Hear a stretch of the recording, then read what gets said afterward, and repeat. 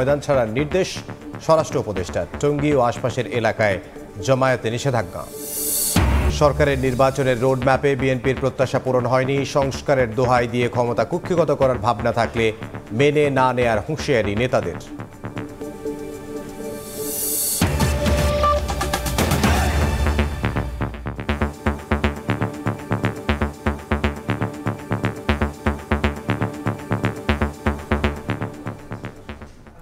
সময় সংবাদের সঙ্গে আছে আমি ইমদাদুল হক। এই মুহূর্তে টঙ্গীতে আছেন সহকর্মী মনির হোসাইন। সবশেষ পরিস্থিতি জানতে সরাসরি যাব তার কাছে। মনির, দিনভর নানা কর্মকাণ্ডের পর অবশেষে টঙ্গীর তুরাগ তীরের বিশ্ব ইজতেমা মাঠ ছাড়তে শুরু করেছেন, অর্থাৎ ইজতেমা মাঠ ছাড়ছেন সাতপন্থী যে মুসল্লিরা ছিলেন তারা।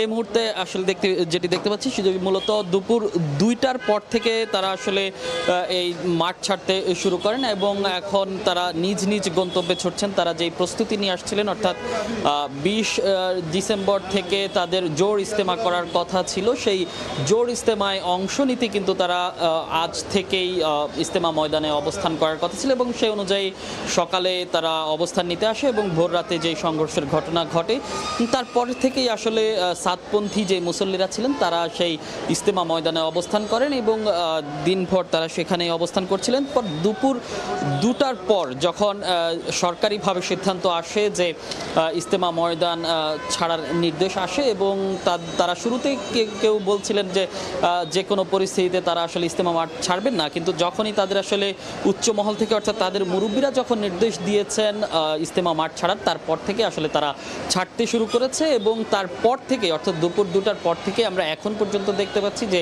ইজতেমা মাঠ ছেড়ে লাখ লাখ যে মুসল্লি এসেছিলেন তারা আসলে ছেড়ে যাচ্ছেন নিজ গন্তব্যে এবং নিজ গন্তব্যে তারা ফিরে যাবেন।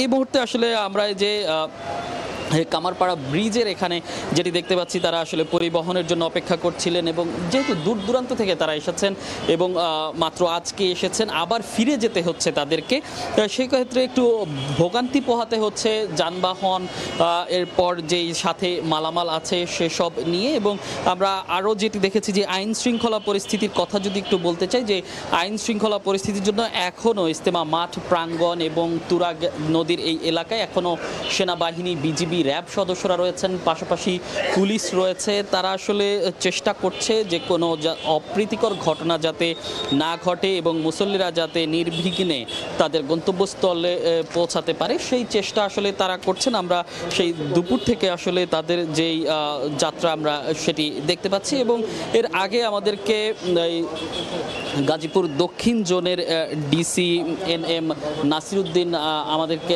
গণমাধ্যমের সাথে কথা বলেছিলেন। তিনি জানিয়েছিলেন যে এখানে 3 জনের যে সংঘর্ষ হয়েছে সেখানে 3 জনের মৃতের খবর তিনি নিশ্চিত করেছেন এবং সব কিছু মিলিয়ে তিনি আসলে এই পরিস্থিতি যাতে স্বাভাবিক থাকে সেই চেষ্টা করছেন বলে জানিয়েছে। এবং সাতপন্থী যেই মুসল্লিরা এসেছেন তারা আমাদেরকে বলেছেন যে তাদের যেই মুরব্বীরা যে নির্দেশনা দিবেন সেটি তারা অক্ষরে অক্ষরে পালন করবেন এবং সেই নির্দেশনা মোতাবেকই আসলে তারা ফিরে যাচ্ছেন ইজতেমা মাঠ থেকে।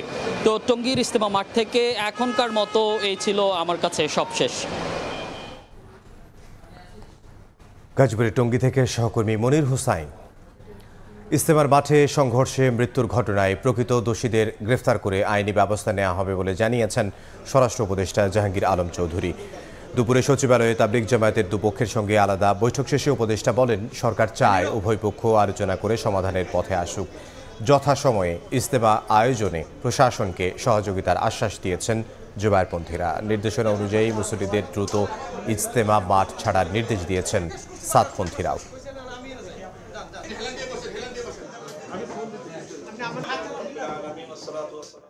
ওনাদের প্রতি উদাত্ত আহ্বান জানাচ্ছি, সরকারের সিদ্ধান্তকে আমরা মেনে নিয়েছি। আমরা যেহেতু মাঠ ছেড়ে দিচ্ছি, ওনারাও যেন ইসলামের স্বার্থে, দেশের স্বার্থে কোনো রকম সমস্যার চেষ্টা না করেন। এই হামলার আগে থেকে এখানে সুনির্দিষ্টভাবে কারা কারা এটার সাথে জড়িত এর অনেক প্রমাণ ইতিমধ্যে জনসম্মুখে চলে এসেছে। আমাদের জোরালো সর্বপ্রথম দাবি রয়েছে, সেটা হলো যে এই সকল হত্যাকাণ্ডের সঙ্গে জড়িত সকল ব্যক্তিবর্গকে গ্রেফতার করতে হবে। তাদের তো অবশ্যই আইনের আওতায় আনতে হবে, এতে তো কোনো ছাড় দেওয়ার কোনো অবকাশ নাই। খুনিদের তো কোনো অবস্থায় ছাড় দেওয়ার কোনো অবকাশ নেই। ডেট দুইটা তো আমরা এখন পর্যন্ত করি নাই, কিন্তু ভাইয়ের আলোচনা করুক, আলোচনা করার পরে আমরা একটা সিদ্ধান্ত নেব। রাজধানীর ইনস্টিটিউট অব ডিপ্লোমা ইঞ্জিনিয়ার্স মিলনায়তনে রাষ্ট্র কাঠামো মেরামতে বিএনপির 31 দফা বিষয়ক কর্মশালায় ভার্চুয়ালি কথা বলছেন দলের ভারপ্রাপ্ত চেয়ারম্যান তারেক রহমান। সরাসরি যাচ্ছে সেখানে। বাধ্য করেছে আমাদের বহু সহকর্মী মারা গেছে জেলখানার ভিতরে হাত করা পড়া অবস্থায়, নিশ্চয়ই আপনাদের সেগুলো মনে আছে। এখন আমরা যদি এই সকল অন্যায়ের, অবিচার, অত্যাচারের জবাব দিতে চাই, যদি জবাব দিতে হয়, তাহলে তারা যা করেছে সেভাবে করলে জবাব দেওয়া হবে না, তাহলে তাদের আর আমাদের মধ্যে কোনো পার্থক্য থাকলো না। সে অধম বলে কি আমরাও অধম হব নাকি? আমাদেরকে যদি জবাব দিতে হয়, আমাদের 31 দফা যদি আমরা সফল করতে পারি, তাহলেই জবাব দেওয়া হবে। দেশি এবং বিদেশি ষড়যন্ত্রকারী যারা দেশি এবং বিদেশি ষড়যন্ত্রকারী, যারা চায় না এদেশে গণতন্ত্র প্রতিষ্ঠিত হোক, যারা চায় না এই দেশের মানুষ রাজনৈতিকভাবে এবং অর্থনৈতিকভাবে সফল হোক, স্বাবলম্বী হোক, যারা এটা চায় না, আমরা যদি 31 দফা সফল করতে পারি, তাহলে মানুষের ভোটের অধিকারকে প্রতিষ্ঠিত করতে পারি, তাহলেই তাদেরকে আমাদের জবাব দেওয়া হবে। তাদের কায়দায় আমরা জবাব দেব না, তাদেরকে আমরা জবাব দেব আমাদের কায়দায়। কি সেই কায়দা? যা শহীদ জিয়া করতে চেয়েছিলেন দেশ এবং দেশের মানুষের জন্য, সেই কাজটি করা। যা দেশনেত্রী খালেদা জিয়া দেশ এবং দেশের মানুষের জন্য করতে চেয়েছিলেন, সেই কাজটি করা। যা আমরা 31 দফায় বলেছি, সেই কাজগুলোকে সফল করার মাধ্যমেই আমরা সেই ষড়যন্ত্রকারীদের জবাব দিতে পারবো, সেই স্বৈরাচারদের জবাব দিতে পারবো। কাজে আসুন সহকর্মীবৃন্দ, আমরা আজকে প্রতিজ্ঞা নেই, আমরা আজকে শপথ গ্রহণ করি। 31 দফাকে যেভাবে আমরা পৌঁছে দিব মানুষের কাছে, একইভাবে সেই 31 দফাকে যাতে আমরা সফল করতে পারি, ওই স্বৈরাচার, ওই ষড়যন্ত্রকারীদের জবাব দিতে পারি 31 দফাকে সফল করার মাধ্যমে। তার জন্য মানুষের আস্থা, মানুষের বিশ্বাসকে আমাদের প্রতি কিভাবে ধরে রাখবো, সেই পরিকল্পনা আমরা গ্রহণ করি, সেই প্রতিজ্ঞা আমরা গ্রহণ করি। সহকর্মীবৃন্দ, সকল সহকর্মীবৃন্দ, আপনাদের সকলকে ধন্যবাদ জানিয়ে আমার বক্তব্য শেষ করছি। আসুন, আমাদের টেক ব্যাক বাংলাদেশ কিন্তু এখনো শেষ হয়ে যায়নি। টেক ব্যাক বাংলাদেশের কাজ শুরু করতে হবে। আসুন আমরা সেই কাজ শুরুর প্রতিশ্রুতি প্রতিজ্ঞা করে আমরা আজকে এখান থেকে বিদায় নিই। আল্লাহ হাফেজ। বাংলাদেশ জিন্দাবাদ, বাংলাদেশ জাতীয়তাবাদী দল জিন্দাবাদ। গুমের ঘটনায় সাবেক প্রধানমন্ত্রী শেখ হাসিনাকে দায়ী করে আন্তর্জাতিক অপরাধ ট্রাইব্যুনালে অভিযোগ দায়ের করেছেন মাইকেল চাকমা। আসামি করা হয়েছে কয়েকটি গোয়েন্দা সংস্থা এবং অজ্ঞাতনামা বেশ কয়েকজনকে। ইউপিডিএফ নেতার অভিযোগ, শেখ হাসিনার ব্যক্তিগত আক্রোশে গোপন বন্দিশালায় ঠিকানা হয়েছিল তার। চিফ প্রসিকিউটর জানান, মাইকেল চাকমা সহ আওয়ামী লীগের শাসনামলে সব গুমের ঘটনার তদন্ত হবে।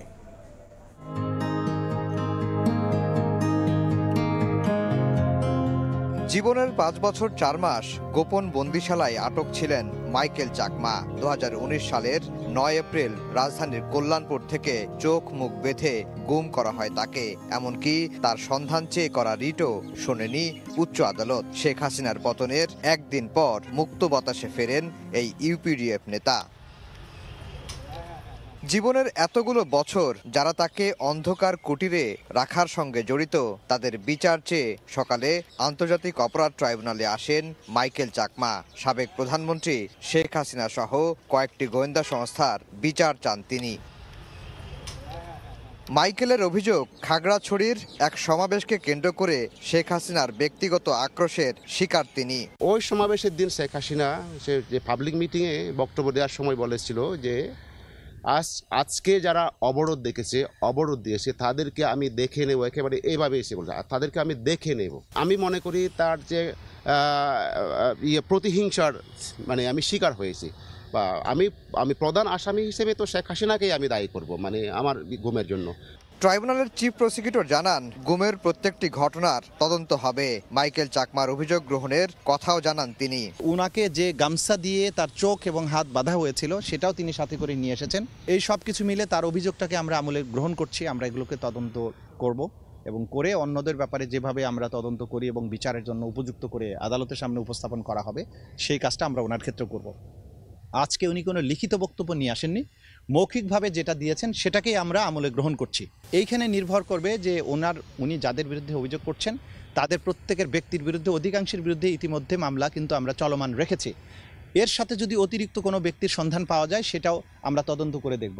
এদিকে সাবেক আইজিপি চৌধুরী আব্দুল্লাল মামুন ও সাবেক সেনা কর্মকর্তা জিয়াউল হাসান সহ বেশ কয়েকজনকে বৃহস্পতিবার জুলাই আগস্টের গণহত্যার মামলায় ট্রাইব্যুনালে হাজির করা হবে।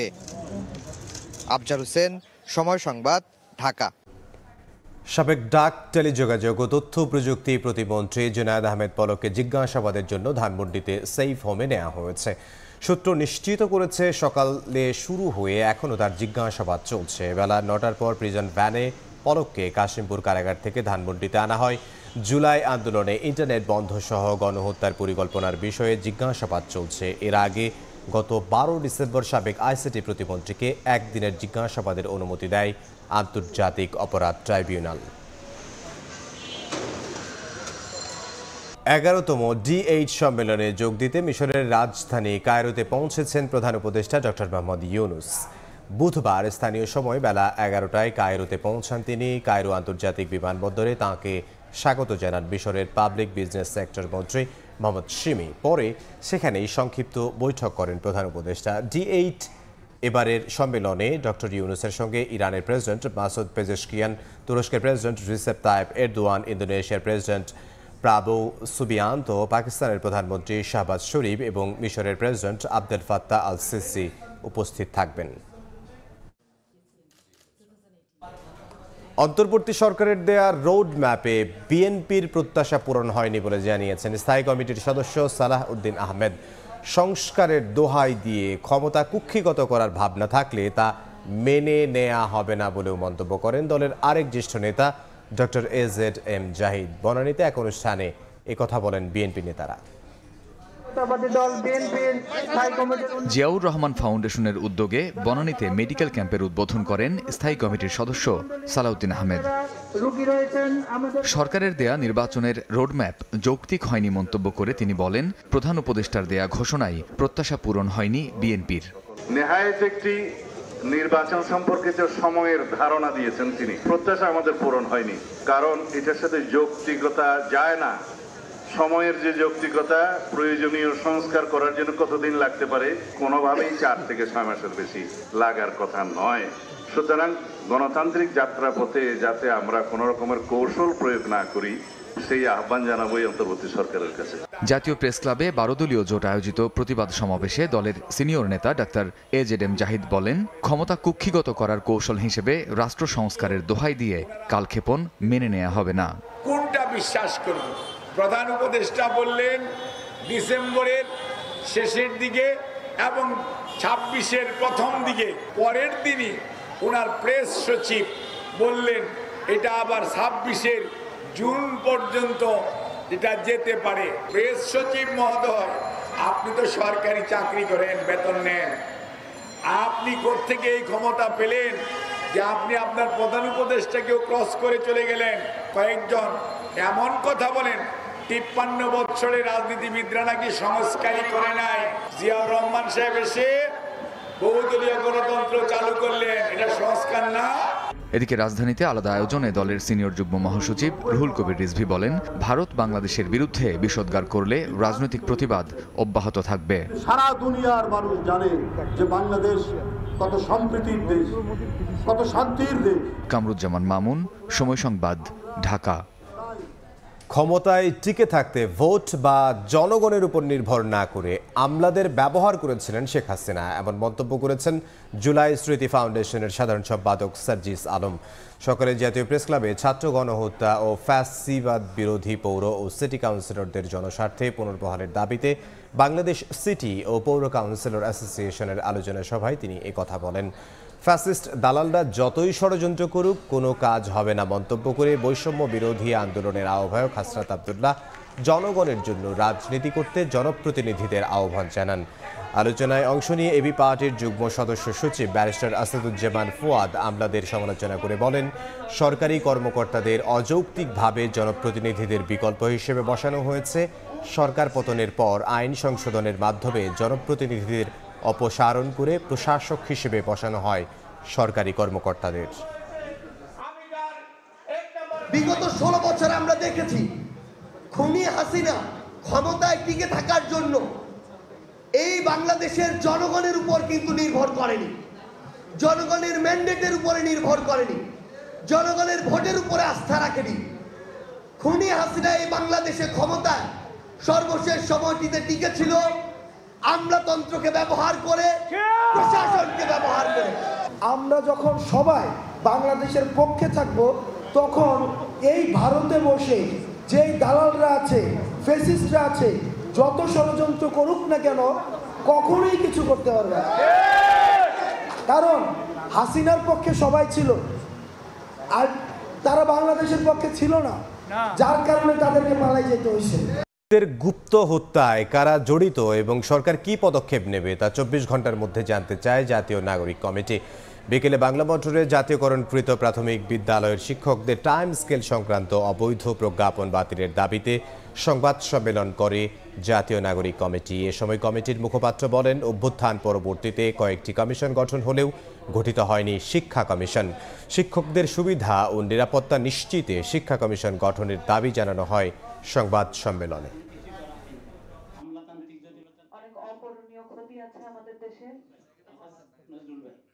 আমরা দেখছি নানা জায়গায় শিক্ষার্থী গুপ্ত হত্যা হচ্ছে, এটা অ্যাড্রেস করা খুবই জরুরি।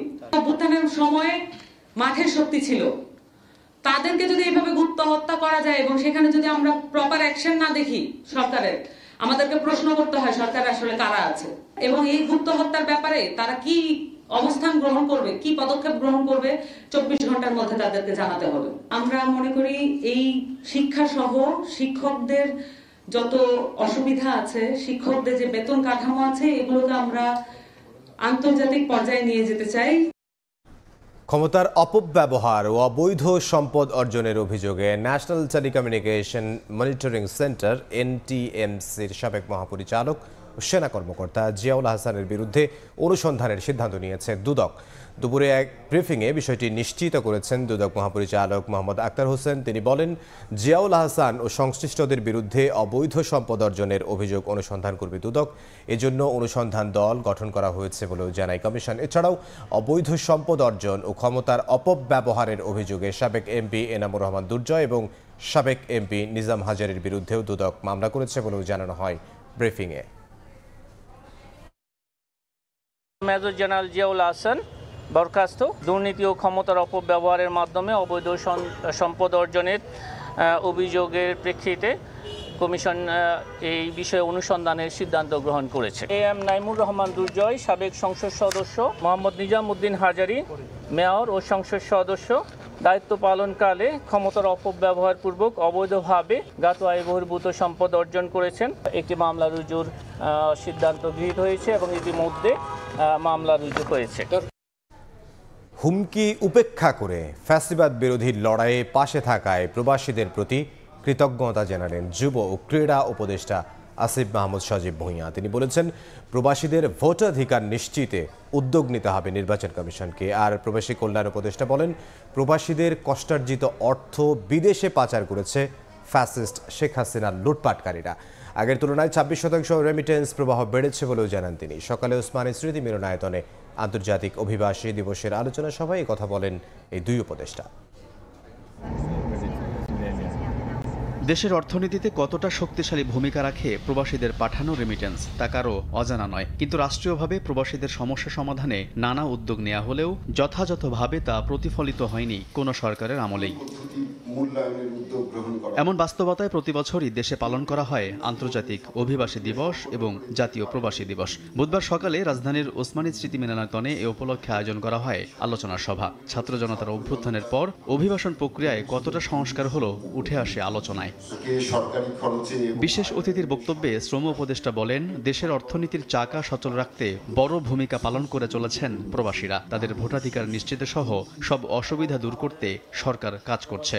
যারা দেশের অর্থনীতিতে এত গুরুত্বপূর্ণ অবদান রাখছেন, পরিবার পরিজন থেকে দূরে থেকে, তারা যেন দেশ গঠনে, সরকার গঠনে সবচেয়ে গুরুত্বপূর্ণ মতামত দেওয়ার যে অধিকার, ভোটাধিকার, সেটা পান। বিগত সরকারের আমলে প্রবাসীদের কোটি কোটি টাকা পাচার করা হয়েছে, আর বর্তমান সরকারের সময় প্রবাসী আয় বেড়েছে 26%। এমন তথ্য জানিয়ে প্রবাসী কল্যাণ উপদেষ্টা বলেন, রেমিটেন্স পাঠাতে প্রবাসীদের পছন্দ ইসলামী ব্যাংকগুলো, সেই ইসলামী ব্যাংকেও লুট করেছে ফ্যাসিস্টরা। প্রবাসীরা সবচেয়ে বেশি পছন্দ করে ইসলামী ব্যাংকগুলোতে টাকা পাঠাতে, আর ফ্যাসিস্ট হাসিনা সরকার লুট করার জন্য বেছে নিয়েছিল ইসলামী ব্যাংকগুলোকে। এই ব্যাংকগুলোকে টার্গেট করে দুর্বল করে দেওয়া হয়েছিল। ভোটাধিকার নিশ্চিত করা ও পাসপোর্ট সহ বিভিন্ন ক্ষেত্রে প্রবাসীদের নানা হয়রানি বন্ধে সরকার কাজ করছে বলে জানান ডক্টর আসিফ নজরুল। প্রবাসীদের ক্ষেত্রে আমাদের যে চ্যালেঞ্জগুলো আছে, এক নম্বর হচ্ছে অভিবাসন ব্যয় কমানো। আলতাফ হোসাইন, সময় সংবাদ, ঢাকা। শনিবার থেকে বায়ু দূষণ নিয়ন্ত্রণে গঠিত টাস্ক ফোর্স রাজধানীর পার্শ্ববর্তী জেলাগুলোতে কাজ শুরু করবে বলে জানিয়েছেন পরিবেশ, বন ও জলবায়ু পরিবর্তন বিষয়ক উপদেষ্টা সৈয়দা রিজওয়ানা হাসান। দুপুরে রাজধানীর ইস্কাটনে 20 মিলনায়তনে জলবায়ু বিষয়ক এক সেমিনারে কথা জানান তিনি। এ সময় জলবায়ু পরিবর্তন তহবিল নিয়ে আগের সরকারের করা অপ্রাসঙ্গিক প্রকল্প বাতিল করা হবে বলেও জানান তিনি। দেশের বায়ু দূষণের 30% জন্য প্রতিবেশী দেশকে দায়ী করে উপদেষ্টা জানান, দেশীয় পাওয়ার প্ল্যান্টের কারণে 28% দূষণ তৈরি হচ্ছে। প্লাস্টিকের ব্যবহার কমানো সহ প্রাকৃতিক সম্পদ ধ্বংস না করারও আহ্বান জানান রিজওয়ানা হাসান।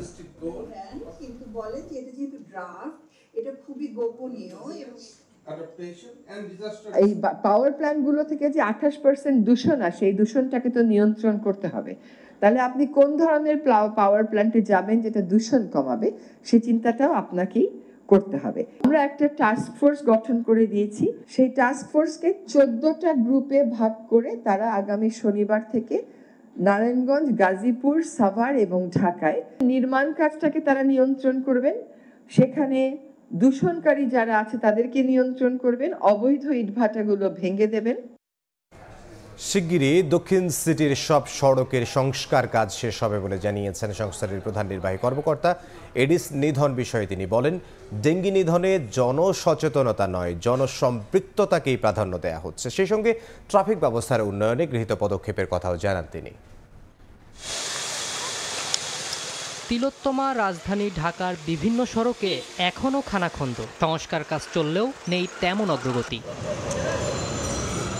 এমন অবস্থায় আগামী 15 দিনের মধ্যে ঢাকা দক্ষিণ সিটি কর্পোরেশনের সড়কগুলো সংস্কারের কাজ শেষ হবে বলে জানিয়েছেন সংস্থার প্রধান নির্বাহী কর্মকর্তা। তার মতে বড় সড়কগুলো সংস্কারের ক্ষেত্রে টেন্ডার প্রক্রিয়ার জটিলতাই অন্যতম প্রতিবন্ধকতা।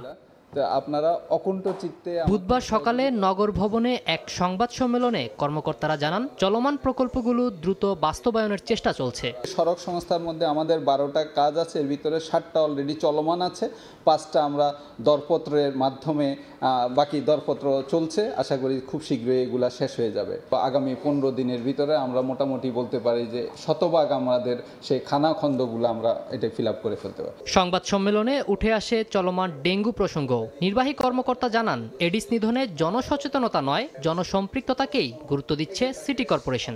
আমরা 1000-এরও বেশি শিক্ষা প্রতিষ্ঠান থেকে ঢাকা দক্ষিণ সিটি কর্পোরেশনকে আমরা তাদেরকে পরিষ্কার পরিচ্ছন্ন করে দিয়েছি, থানাগুলোকে পরিষ্কার করে দিয়েছি, ইভেন কি প্রত্যেকটা মসজিদে একাধিকবার। জাস্ট জনসচেতনতার বিষয়টাকে আমরা সবচেয়ে বেশি মনে করছি জনসম্পৃক্ততা। তালিকাটা নিয়ে আমরা কিন্তু আমাদের ওয়ার্ড ভিত্তিক আমাদের স্বাস্থ্য বিভাগের মাধ্যমে মাঠ পর্যায়ে পাঠিয়ে দেয় এবং সেই রোগীর বাড়িতে গিয়ে 400 গজ রেডিয়াসের ভিতরে তারা ফগিং এবং লার্ভিসাইডিং কার্যক্রমগুলো পরিচালনা করা হয়ে থাকে। এ সময় বায়ু দূষণ রোধে নির্মাণ সামগ্রী পরিবহন করা যানগুলোকে যথাযথ প্রক্রিয়া অনুসরণের আহ্বান জানান তিনি। ট্রাফিক অবকাঠামো উন্নয়ন ও রক্ষণাবেক্ষণ। সাখাওয়াত হোসেন শাহ, সময় সংবাদ, ঢাকা।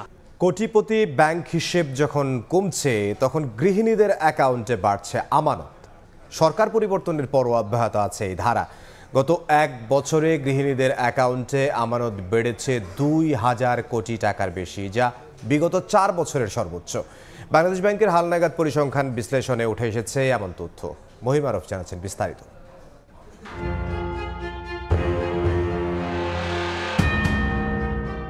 দেশের পরিবর্তিত পরিস্থিতিতে কোটি টাকা আছে এমন ব্যাংক অ্যাকাউন্টের সংখ্যা ও পরিমাণ দুই কমেছে। তবে ব্যক্তিগত আয় না থাকলেও গৃহিণীদের নামে থাকা ব্যাংক অ্যাকাউন্টে বাড়ছে আমানত।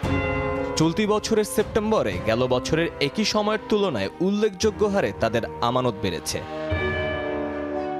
আয়কর ফাঁকি থেকে শুরু করে স্বামীদের টাকা পাচারের সবচেয়ে বড় মাধ্যম হিসেবে গৃহিণীদের নাম ব্যবহার হয় বলে অভিমত এই অর্থনীতিবিদের।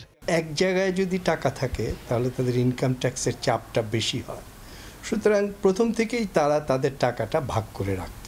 শ্রমশক্তি জরিপ বলছে 2022 সালের তুলনায় 2023 সালে কর্মজীবী নারীর সংখ্যা কমেছে 3.5 লাখ।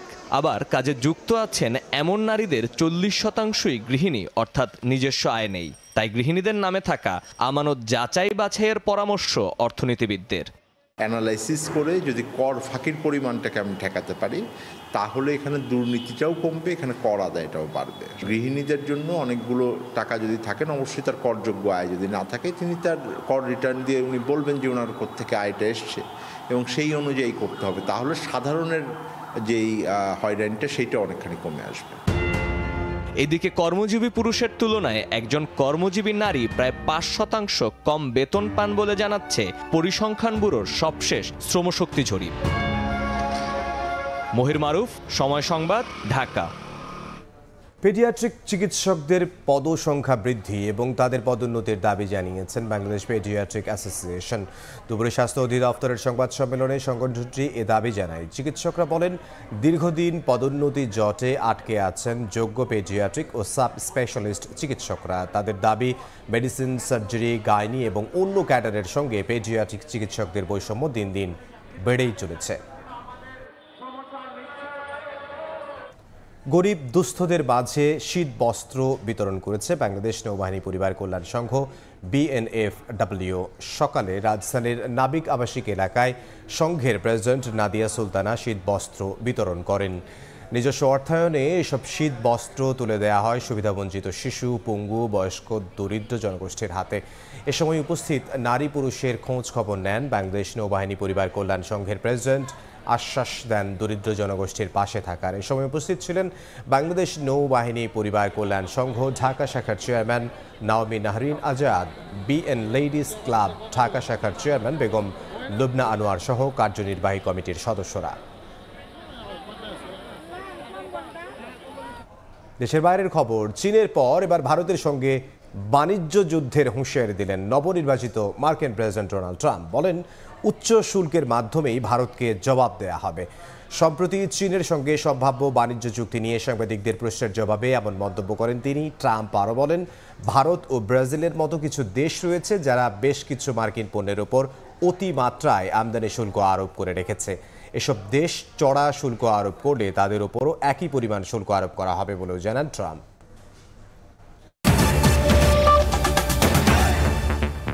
এই ছিল সময় সংবাদের সঙ্গে থাকুন সময়ের।